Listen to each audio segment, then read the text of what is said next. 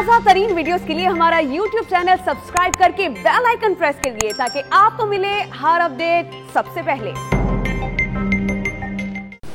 अहम खबर यह भी है कि कराची के इलाके खारादर में नामालूम अफराद की फायरिंग से 4 अफराद जख्मी हो गए हैं। जख्मियों को सिविल अस्पताल मुंतकिल कर दिया गया है।